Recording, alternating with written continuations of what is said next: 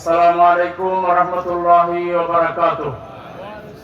আলহামদুলিল্লাহি রাব্বিল আলামিন ওয়াসসালাতু ওয়াসসালামু আলা সাইয়্যিদিল আমবিয়া ওয়াল মুরসালিন ওয়া আলা আলিহি ওয়া সাহবিহি আজমাইন। বাংলাদেশের গণমানুষের প্রাণপ্রিয় সংগঠন বাংলাদেশ জামাত ইসলামী সিলেট জেলা কর্তৃক আয়োজিত আজকের ঐতিহাসিক কর্মী সম্মেলনের সংগ্রামী সভাপতি জননেতা মাওলানা হাবিবুর রহমান,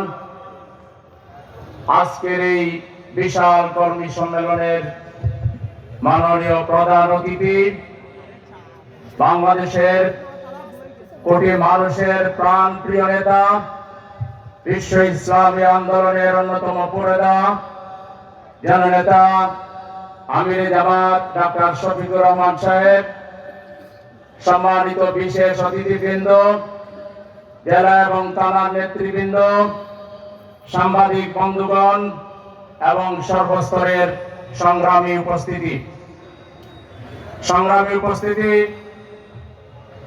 বিগত 53 বছরে দুটি বড় ঘটনা বাংলাদেশে ঘটে গিয়েছে, যা আমাদের জাতীয় জীবনে অভূতপূর্ব এবং অবিস্মরণীয় দুটি ঘটনা। একটি হলো 71-এ আমরা 16ই ডিসেম্বর বিজয় অর্জন করলেও সেই বিজয়ের সুফল জাতি যেভাবে পাওয়া দরকার ছিল, তৎকালীন শাসকদের ভুল সিদ্ধান্ত, ভুল পথে রাজনীতিকে পরিচালিত করার কারণে আমরা সেই সুফল থেকে 53 বছর বঞ্চিত ছিলাম। কিন্তু 2024 সালের 5ই আগস্টের বিপ্লবের মধ্য দিয়ে আমরা একই সাথে দুটি স্বাধীনতার সুফল পেতে শুরু করেছি। 71-এর পরে বাংলাদেশকে বিভাজিত করা হয়েছিল।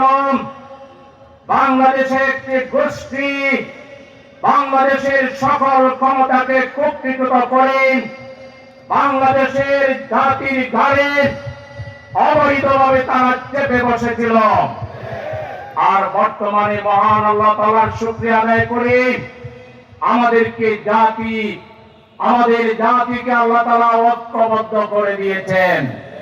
সেদিন মাননীয় প্রধান উপদেষ্টার আহ্বানে বাংলাদেশের ডান বাম সকল ইসলামী এবং সাধারণ রাজনৈতিক দল ঐক্যবদ্ধভাবে ঘোষণা করেছেন বাংলাদেশের স্বাধীনতা, সার্বভৌমত্ব এবং বাংলাদেশের জাতীয় স্বার্থ রক্ষার জন্য বাংলাদেশের 18 কোটি মানুষ ঐক্যবদ্ধ। সুতরাং এই ঐক্যবদ্ধ জাতিকে কেউ যদি বিভক্ত করতে চায়, ঐক্যের বিরুদ্ধে যদি কেউ ফাটল তৈরি করতে চায়, কথার মাধ্যমে, আচরণের মাধ্যমে, ফ্যাসিবাদী চরিত্রের মাধ্যমে কেউ বাংলাদেশে যদি বিভাজন তৈরি করতে চায়, তার পথ হবে শেখ হাসিনার পথ, তার পরিণতি হবে শেখ হাসিনার পরিণতি।